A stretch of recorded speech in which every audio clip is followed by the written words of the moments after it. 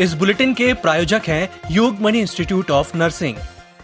नमस्कार, EMS TV के Jabalpur live के बुलेटिन में आपका स्वागत है। मैं हूं आपके साथ आकाश सोनी और अब देखते हैं खबरें विस्तार से। जबलपुर में पहले पति का बदला सामने आया है। दूसरे से शादी रचा चुकी पत्नी के घर पति अपने 2 साथियों के साथ पहुंचा, फिर महिला के गले पर चाकू से वार कर दिया। महिला को मेडिकल कॉलेज में भर्ती कराया गया है। भेड़ाघाट पुलिस ने तीनों आरोपियों को दबोच लिया है। लॉकडाउन 1 लागू होने के पूर्व से लेकर अब तक करीब 2.5 साल का समय बीत जाने के बाद नगर निगम ने अब ठेकेदारों के लिए कार्यों के बिल का भुगतान नहीं किया है। अपनी रकम की मांग को लेकर नगर निगम के ठेकेदारों ने आज नगर निगम आयुक्त कार्यालय के सामने धरना देकर बिल भुगतान की मांग की है। ठेकेदार निर्मल चौपड़ा ने बताया कि हम ठेकेदार पार्षद हो या अन्य कोई मत के कार्य हो, हमेशा नगर निगम के आदेश पर कर देते हैं, पर जब हम जेब से रकम लगाकर कार्य करते हैं तो ये अपेक्षा रखते हैं कि बिल का भुगतान समय पर हो जाए। नगर निगम ने पिछले 2.5 साल से हमें भुगतान नहीं किया है। हमें अब बाजार से रॉ मटेरियल का भुगतान करने के तकादे सुनने पड़ रहे हैं।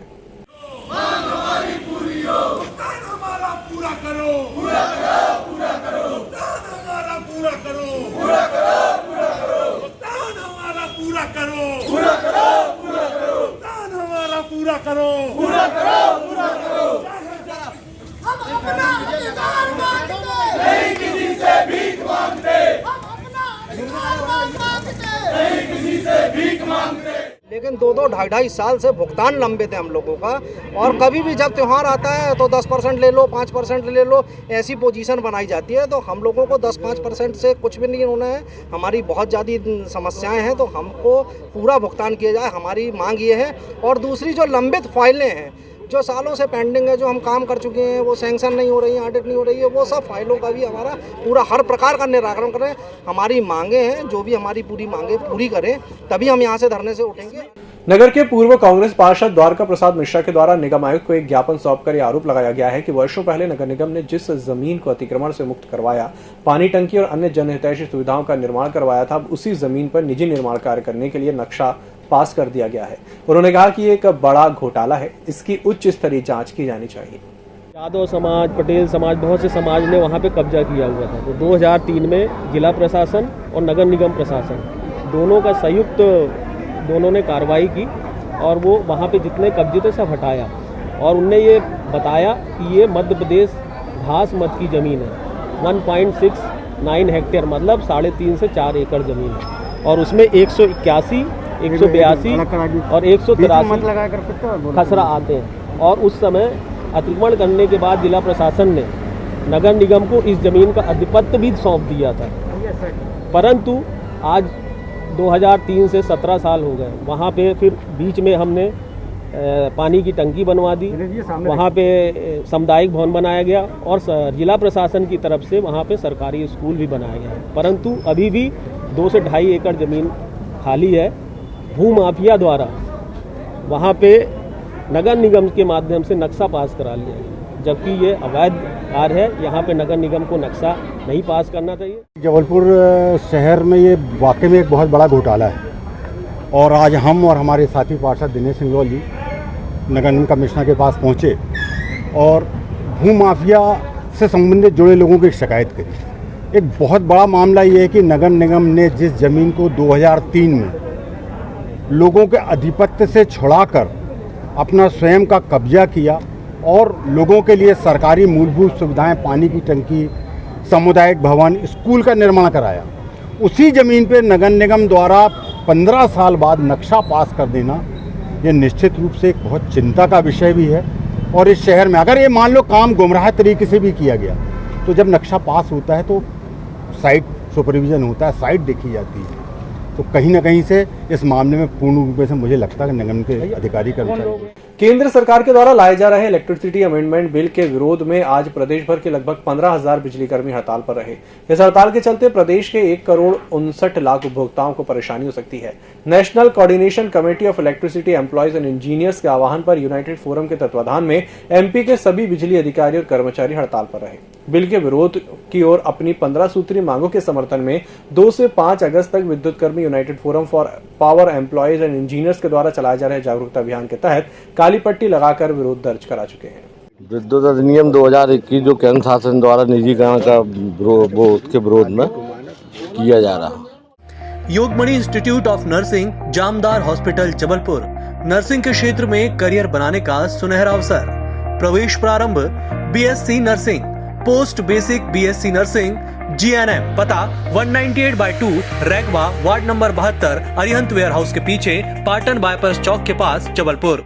बिजली कंपनी अपने नुकसान की भरपाई आपसे करने की तैयारी में है। पावर मैनेजमेंट कंपनी और वितरण कंपनियों ने 2019-20 में 5,341 करोड़ का घाटा बताया है। घाटे की वजह अनाप शनाप बिजली खरीदी और चोरी नहीं रोक पाना है। इसकी भरपाई के लिए अगले टैरिफ आदेश में वसूलने की एक सत्यापन याचिका राज्य विद्युत नियामक आयोग ने पेश की है। आयोग ने इस पर 20 अगस्त तक आपत्ति आमंत्रित की है।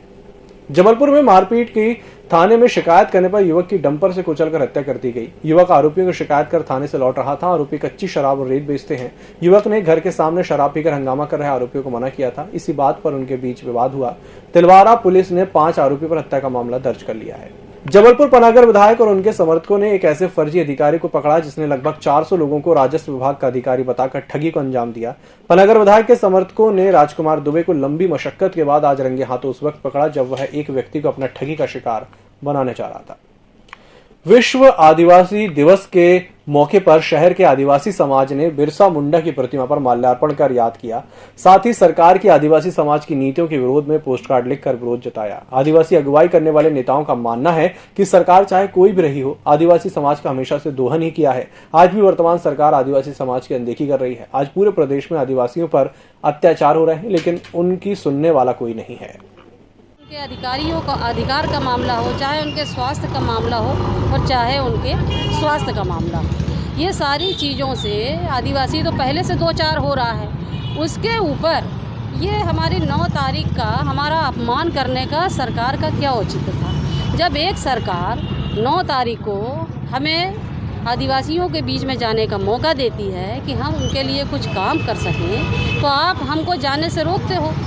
क्योंकि हमारे आधे से ज़्यादा जो भाई बहन हैं वो कोई 4th क्लास है, कोई 3rd क्लास है श्रेणी में जो काम कर रहे हैं, या कोई ये A1 क्लास है।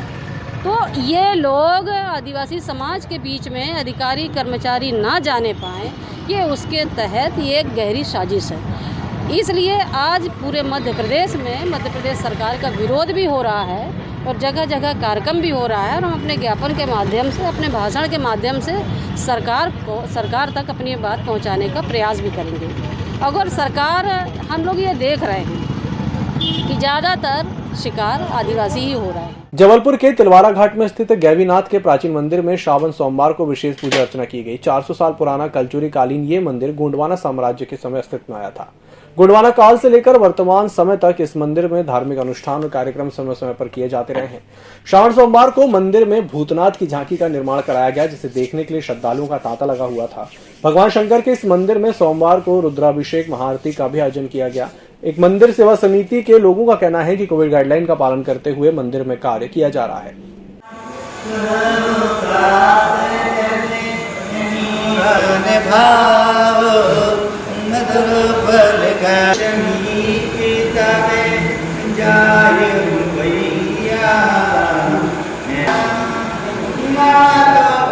तिलवारा घाट के नज़दीक में गैवीनाथ जी का प्राचीन मंदिर जो कलचुरी काल से चला आ रहा है, गौड़ शासकों के समय ये अस्तित्व में आया। लगभग 400 साल से यहाँ पर मंदिर का निर्माण हम लोगों का बताया जा रहा है, जैसा हमारे पूर्वज कहते चले आ रहे हैं। और श्रावण महीने में हम लोगों की सेवा समिति के द्वारा प्रत्येक सोमवार को यहाँ पर, जैसे उज्जैन में महाकालेश्वर में भस्म श्रृंगार का कार्यक्रम किया जाता है, हमारे भक्तों के द्वारा ब्रह्म मुहूर्त पर 3:30 बजे से जो भस्म श्रृंगार का और रुद्राभिषेक का कार्यक्रम हुआ, उसके बाद विभिन्न भक्तों के द्वारा आज 6 रुद्राभिषेक का कार्यक्रम रखा गया, महाआरती रखी गई। और महाआरती में आज बड़ी सौभाग्य की बात है, हमारे स्वामी राघव देवाचार्य जी की उपस्थिति, गरिमापूर्ण उपस्थिति के बीच में महाआरती का कार्यक्रम किया गया।